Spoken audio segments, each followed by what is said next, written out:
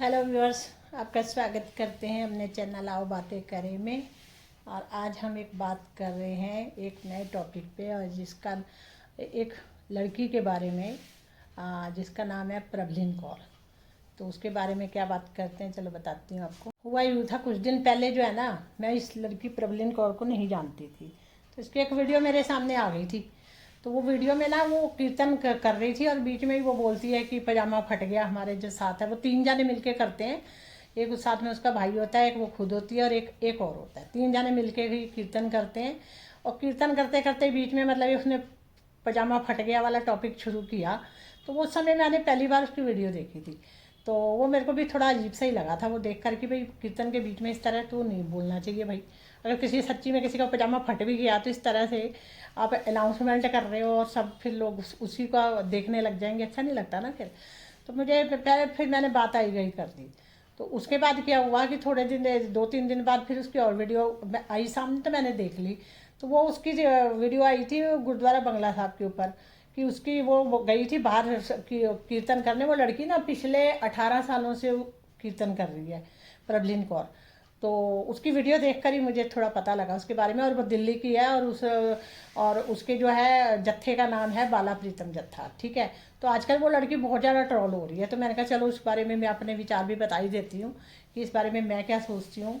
तो हुआ क्या था कि उस वीडियो में वो उसकी जो फ्रेंड थी, एक मतलब एयर होस्टेस थी वो, क्योंकि बाहर की कंट्रियों में भी जाती है वो प्रभलिन कौर कीर्तन करने। वो 3 जने मिलके जाते हैं। तो हुआ क्या कि वहाँ एयर होस्टेस थोड़ी उसकी जान पहचान हो गई। तो उसने बोला था जब मैं इंडिया आऊँगी ना तो आपसे ज़रूर मिलूँगी। तो वो उसको इंडिया आने का उसकी फ्रेंड को मिला मौका। तो उसके साथ उसकी 2-3 एयर होस्टेस के साथ 2-3 लड़कियाँ और थी, वो भी एयर होस्टेस ही होंगी। तो वो लोग आए जब दिल्ली, तो उन्होंने इसको प्रभलिन कौर को फ़ोन किया कि हम आपसे मिलना चाहते हैं, तो कहाँ मिले। तो इसने बोला था कि आप ना बंगला साहब आ जाओ, मैं आती हूँ, ठीक है। तो ये फिर बंगला साहब गई। तो जब गई प्रभलिन कौर, तो देखा कि उसकी जो फ्रेंड थी वो बड़ी उदास थी। तो उसने पूछा क्या हुआ। उस मतलब कि वो मुसलमान थी जैसे। तो उसने बोला कि मैं गुरुद्वारे में ना, जैसे वो बंगला साहब है गुरुद्वारा, उसमें मैं फ़ोटो खींच रही थी सिर्फ गुरुद्वारे की, अपनी सेल्फी नहीं ले रही थी, गुरुद्वारे की फ़ोटो खींच रही थी। तो किसी ने मतलब, वो एक तो इंडिया की लैंग्वेज भी नहीं जानती थी, बाहर की जो लड़की थी वो। तो उसने कहा कि एक जो है टर्बन वाले आदमी ने मुझे बहुत बुरी तरह डांट दिया, मेरी क्या गलती, मैंने क्या किया। तो फिर इसको भी अच्छा नहीं लगा, ये प्रभलिन को भी। तो इसने वहाँ पे मतलब बात करी, लोग उनसे जो सेवादार होते हैं उनसे बोला कि ऐसे क्यों डांटा। तो फिर उसने कहा कि प्यार से समझाना चाहिए था, इसने बोला, ठीक है, कि प्यार से समझाना चाहिए था, क्योंकि कोई फॉरनर आता है उसको नहीं पता होता, वो हिंदी वगैरह नहीं जानता। पर वो लड़की इंग्लिश जानती थी। तो उसने कहा कि हिंदी नहीं जानता, पंजाबी नहीं जानता। तो उसका है कि वो पहली बार कोई बंगला साहब आया हो। तो वो लड़की भी फर्स्ट टाइम ही आई थी किसी भी गुरुद्वारे में, मतलब वो पहली बार ही गई थी बंगला साहब। तो मुस्लिम लड़की थी, क्योंकि वो लोग अपने जहाँ वो जिस धर्म को मानते हैं उसी उसी में मस्जिद वगैरह में ही जाते हैं ना। तो हुआ कि आगे फिर वो जो उसको बुरी तरह डांटा, वो बहुत डर गई थी। तो इन्हें पूछा, तो फिर सेवादार से बात करी। तो फिर इसके बाद वो लड़की इतना डर गई थी, वो कह रही थी कि ये टर्बन वाले आदमी जो है ना, ये मुझे क्यों डांट रहे हैं, मैंने क्या करा है ना। तो कह रही आगे से मैं गुरुद्वारे कभी नहीं आऊँगी, मुझे डर लगता है। ये बात मतलब उस लड़की ने बोली थी, प्रभलिन ने नहीं बोली। तो हुआ कि आगे फिर वो उन तीनों को सहेलियों को लेके बाहर आ गई गुरुद्वारे से। और बाद में उसने अपनी वीडियो में मतलब अपलोड कर दी और बताया कि इस तरह से कि बाहर से कोई अगर एनआरआई आता है तो उसको किसी भी गुरुद्वारे की मतलब में उसको प्यार से समझाना चाहिए, उसको एकदम से डांटना नहीं चाहिए, क्योंकि वो गलत इंप्रेशन लेके जाएगा, फिर वहाँ अपनी कंट्री में भी बताएगा, तो अच्छी बात नहीं है। तो हुआ क्या, तो फिर इस बारे में क्या हुआ, जब उसकी वीडियो वायरल हो गई, तो ये मतलब बात जो थी वहाँ तक भी पहुँच गई। जो बंगला साहब के हेड ग्रंथी है रंजीत सिंह जी, तो उन्होंने उसको प्रभलिन कौर को फ़ोन किया। उस समय अपना लंगर हॉल में बैठ के खाना खा रही थी, उस समय फ़ोन आया कि भाई तुम वीडियो डिलीट करो। तो इसने बोला नहीं करेंगे। इसने है तो इसने नहीं करी मतलब डिलीट। और उन्होंने फिर उसको बोला कि देखो मेरी पावर कितनी है, मैं क्या कर सकता हूँ, ऐसे मतलब उन्होंने उसको बोला, ठीक है। तो फिर इसने ये वाली वीडियो भी मतलब कि उन्होंने फ़ोन पे क्या बोला था ये भी डाल दी इसने, प्रभलिन कौर ने। और वो भी वायरल हो गई। तो ये एक मुद्दा ही बन गया। फिर 2-3-4 दिन बाद उसका भाई जो था प्रभलिन कौर का, वो गया गुरुद्वारे। तो उसने देखा कि कोई जो मंत्री आए हैं, तो उसके लिए जो है सारी मीडिया भी आ रखा है।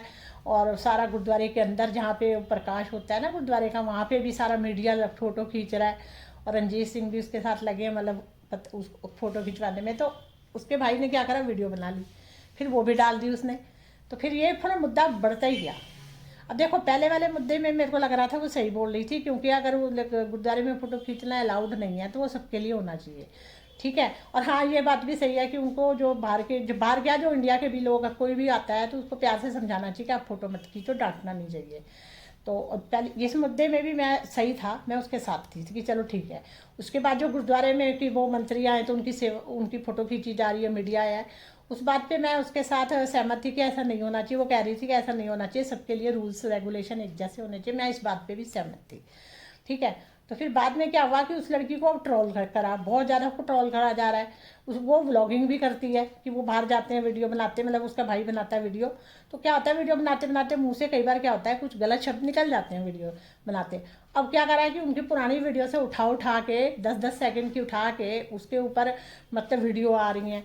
अब उस लड़की की पॉडकास्ट जो है वो भी पॉडकास्ट में भी 1-1 घंटे का इंटरव्यू आ रहा है, और कई लोग उसके पक्ष में हैं, कई उसके विपक्ष में हैं। कई लोग कह रहे हैं तू माफ़ी मांग है, और वो नहीं, उसने माफ़ी मांगी। उसने अपने मतलब जो उसकी ब्लॉगिंग की वीडियो में जो जैसे पजामा फटा है और या कुछ बातें उसने और भी कही थी, अपनी वीडियो में कही थी वो, तो वो क्या है कि उसको लेके लोग मतलब बड़े रोष में हैं, कई लोग उसके विरोध में खड़े हो गए हैं।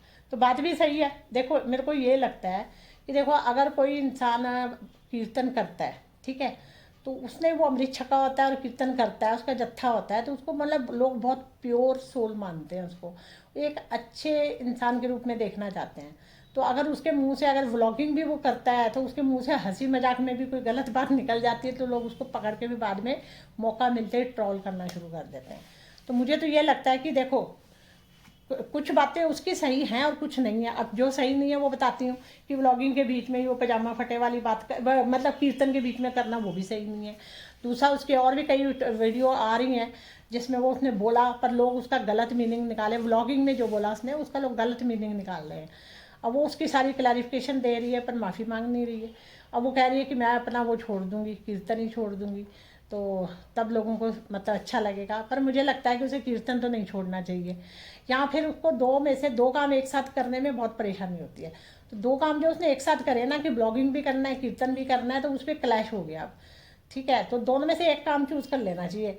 कीर्तन कर रही है तो ब्लॉगिंग छोड़ दिया कर, या फिर या कीर्तन छोड़ दे तो ब्लॉगिंग कर ले, दोनों में से एक काम करे। पर मेन जो लोग हैं उसे जो है वो कीर्तन की वजह से ही जानते हैं।